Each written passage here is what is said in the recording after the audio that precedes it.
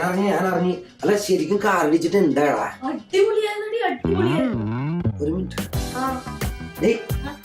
ഇനി എഴുന്നേറ്റ് പോയി കഴിഞ്ഞാൽ ഇവിടെ കാറിടിച്ചതിന്റെ കാര്യം പറയണ. അല്ല ഞാൻ മോളോട് ഒരു ചായ എടുക്കാൻ പറഞ്ഞ. എടാ എന്നിട്ടേ 2-3 മതി പറഞ്ഞേക്കടാ. എന്റെ അമ്മ. എന്തായാലും ഞാൻ അവനോട് നേരിട്ട് വിളിച്ച് കാര്യങ്ങളൊന്നും അറിയട്ടെ. വെച്ചു. എന്താ സ്മിത അവന്റെ കാറടിച്ചിട്ട് ഒരു 8-9 പ്രാവശ്യം പറഞ്ഞു.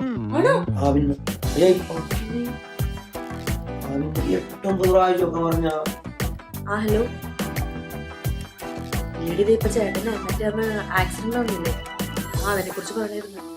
എടി നീ അറിഞ്ഞ അവന്റെ വണ്ടിയെ ഒരു 10-15 പ്രാവശ്യം പറഞ്ഞു. ഒരു കാര്യം ചെയ്യും, നമുക്കില്ലേ ബാക്കി വിശേഷം കൂടി അറിഞ്ഞിട്ടില്ലേ വൈകുന്നേരം കേൾക്കാം. ഓക്കെ ശരി ബൈ.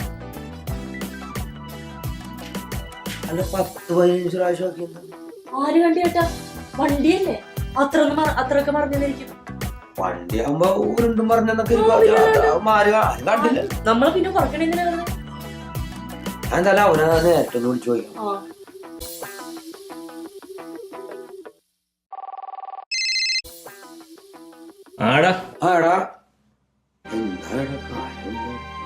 ഒന്നുമില്ലടാ.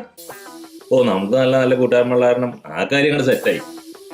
പിന്നെ നിനക്കറിയാലോ, 1-10 പറയണ കുറെ നാറികളുണ്ടല്ലോ. ഉണ്ട് നാറികളുണ്ട്. എന്തായാലും നമുക്ക് വൈകുന്നേരം കാണാം. ഓക്കേടാ.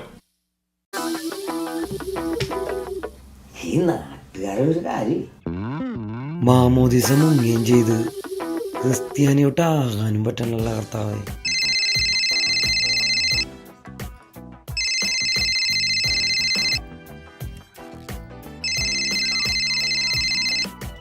ഫോണെന്ന് എടുക്കുന്നു. ഞാൻ എടുക്കുന്നില്ല കേട്ടോ. എന്താണ് ആവശ്യമൊന്നുമില്ല കേട്ടോ. ഒരു കാര്യം കാണാൻ വേണ്ടി മാത്രം വിളിക്കുന്ന ടൈപ്പാണ്. ഞാൻ എടുക്കൊന്നുമില്ല. അങ്ങോട്ടും ഇങ്ങോട്ടും എന്തെങ്കിലും കാര്യത്തിന് വേണ്ടിയല്ലേ ഫോൺ എടുത്ത് വിളിക്കുന്നത്. ചേട്ടാ കൂട്ടുകാരൊക്കെ വെച്ച് കഴിഞ്ഞാ ഇടക്കൊക്കെ ഒന്ന് വിളിച്ച് എന്താണ് സുഖമാണ് എന്തൊക്കെയുണ്ട് വിശേഷം അങ്ങനെയൊക്കെ ഒന്ന് ചോദിച്ച് അതൊക്കെയാണ് വേണ്ട. അല്ലാണ്ട് ഈ കാര്യം കാണാൻ വേണ്ടി വിളിക്കുന്ന ആൾക്കാരില്ലേ, ഞാൻ എടുക്കുന്നില്ല എന്തായാലും ഫോൺ. അതിന്റെ ആവശ്യമില്ല. അവരെന്ത് വിചാരിക്കും? ഞാൻ ചെയ്യിക്കണതേ നാട്ടുകാരുടെ സർട്ടിഫിക്കറ്റ് കിട്ടാൻ വേണ്ടിയല്ല കേട്ടോ. ഞാൻ എടുക്കുന്നില്ല. അല്ല അത് കൊള്ളാം, ആ ട്രെൻഡ് കൊള്ളാം. കാരണം എന്താ പറയാ, എന്ത് സകല പോക്കൃത്തിലും അങ്ങനെ കാണിച്ചിട്ടുണ്ടല്ലോ ഫേസ്ബുക്കിലൊരു സെന്റൻസ്, എനിക്ക് നാട്ടുകാരുടെ സർട്ടിഫിക്കറ്റ് വേണ്ട, ഞാൻ എന്റെ ഇഷ്ടത്തിലാണ് ജീവിക്കണത്. ട്രെൻഡാണ് ഫേസ്ബുക്കിൽ കിട്ടും. ചേട്ടൻ എന്തെങ്കിലും ആളോട്ട് കമ്പ്യൂട്ടറിന്റെ പോലെ ഇരിക്കണത്? ഞാൻ ഈ എഡിറ്റിംഗ് ഒക്കെ ഒന്ന് പഠിക്കണേ. അതെന്തിനായിട്ടാ? എന്താണ് നമുക്ക് ഇവിടെ സിനിമ ചെയ്യേണ്ടത്? എന്റെ മനസ്സിലെ സ്വപ്നം അറിയാനാണ്. പിന്നെ കഥ എവിടെ വരെയായിട്ടാ? കഥ ചെറിയ ഒരെണ്ണം രൂപപ്പെട്ടു വരുന്നുണ്ട്. എന്റെ സിനിമ നീ കാണണം തിയേറ്ററിൽ. പിന്നെ ഞാൻ കാണാണ്ടിരിക്കും കേട്ടാ. ഞാൻ മാത്രമല്ലേ ഉണ്ടാവുള്ളൂ കാണാൻ.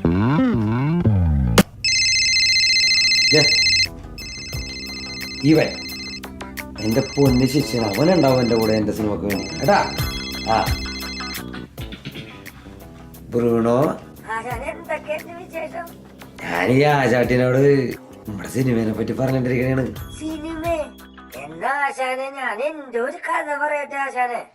എന്റെ പൊന്നോ, എന്റെ കഥയൊന്നും വേണ്ട. ഇവിടെ കുപ്പത്തൊട്ടിലുണ്ടാവും മാണിക്ക കേക്കങ്ങാട്ട്.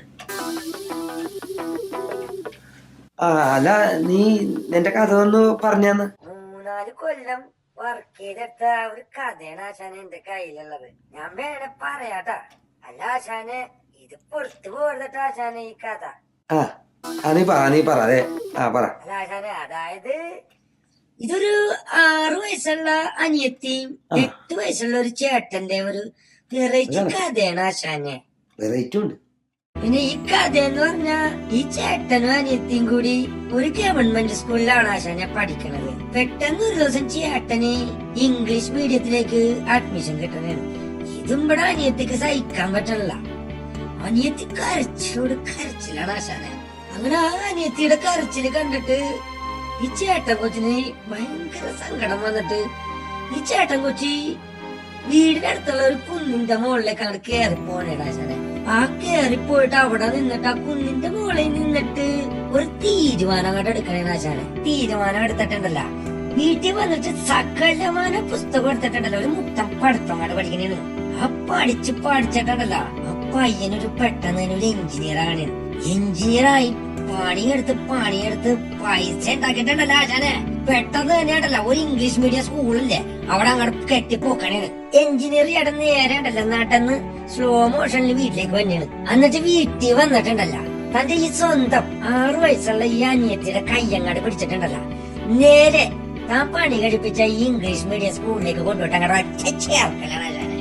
അങ്ങനെ ചേർത്ത് പഠിപ്പിക്കുന്ന രംഗത്തില് നമ്മുടെ ക്ലൈമാക്സ് ആണ്. എടാ ബ്രൂണോ, ആശാനി ഇപ്പൊ എന്നൊന്ന് കെട്ടിപ്പിടിക്കണമെന്ന് തോന്നുന്നുണ്ടല്ലോ ആശാന്. നീ കുപ്പത്തൊട്ടിലെ മലരും കിളിയും ഒരു കുടുംബം.